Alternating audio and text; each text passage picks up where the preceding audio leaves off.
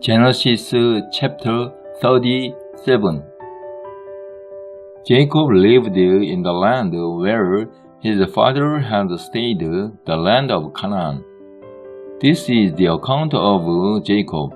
Joseph, a young man of 17, was tending the flocks with his brothers, the sons of Bilhah and the sons of Zilpah, his father's wives, and he brought their father a bad report about them. Now Israel loved Joseph more than any of his other sons, because he had been born to him in his old age, and he made a richly ornamented robe for him. When his brothers saw that their father loved him more than any of them, they hated him and could not speak a kind word to him. Joseph had a dream, and when he told it to his brothers, they hated him all the more. He said to them, "Listen to this dream I had. We were binding sheaves of grain out in the field when suddenly my sheaf rose and stood upright, while your sheaves gathered around mine and bowed down to it." His brothers said to him, "Do you intend to reign over us? Will you actually rule us?" And they hated him all the more because of his dream and what he had said. Then he had another dream, and he told it to his brothers. "Listen," he said, "I had another dream, and this time the sun and moon and 11 stars were bowing down to me." When he told his father as well as his brothers, his father rebuked him and said, "What is this dream you had? Will your mother and I and your brothers actually come and bow down to the ground before you?" His brothers were jealous of him, but his father kept the matter in mind. Now his brothers had gone to graze their father's flocks near Shechem. And Israel said to Joseph, "As you know, your brothers are grazing the flocks near Shechem. Come, I am going to send you to them." "Very well," he replied.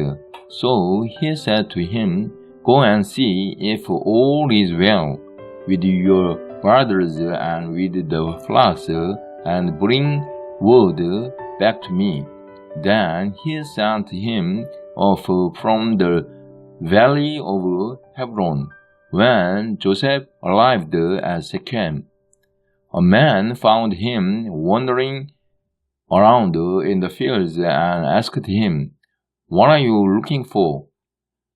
He replied, "I am looking for my brothers.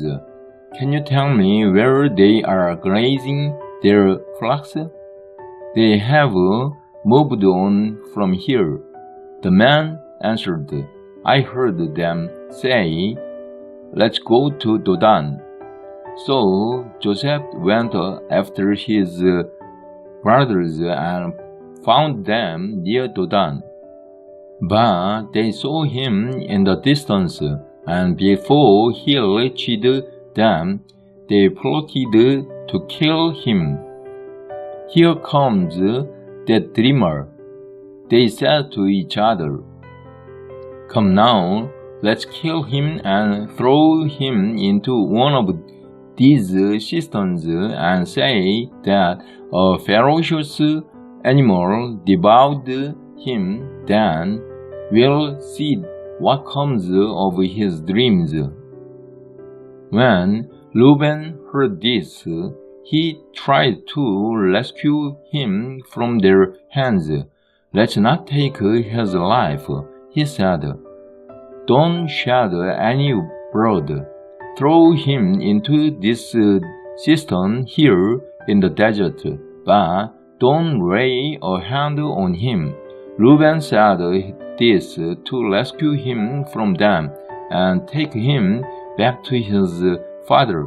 So when Joseph came to his brothers, they stripped him of his robe, the richly ornamented robe he was wearing, and they took him and threw him into the cistern. Now the cistern was empty. There was no water in it. As they sat down to eat their meal, they looked up and saw a caravan of Ishmaelites coming from Gilead. Their camels were loaded with spices, balm, and myrrh, and they were on their way to take them down to Egypt. Judah said to his brothers, "What will we gain if we kill our brother and cover up his blood? Come, let's sell him to the Ishmaelites and not lay our hands on him. After all, he is our brother, our own flesh and blood." His brothers agreed. So when the Midianite merchants came by, his brothers pulled Joseph up out of the cistern and sold him for 20 shekels of silver to the Ishmaelites who took him to Egypt. When Reuben returned to the cistern and saw that Joseph was not there, he tore his clothes. He went back to his brothers and said, "The boy isn't there. Where can I turn now?" Then they got Joseph's robe, slaughtered a goat, and dipped the robe in the blood. They took the ornamented robe back to their father and said, "We have found this. Examine it to see whether it is your son's robe." He recognized it and said, "It is my son's robe. Some ferocious animal has devoured him.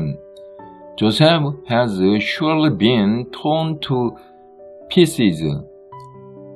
Then Jacob tore his clothes, put on sackcloth, and mourned for his son many days. All his sons and daughters came to comfort him, but he refused to be comforted. "No," he said, "in mourning will I go down to the grave to my son." So his father wept for him.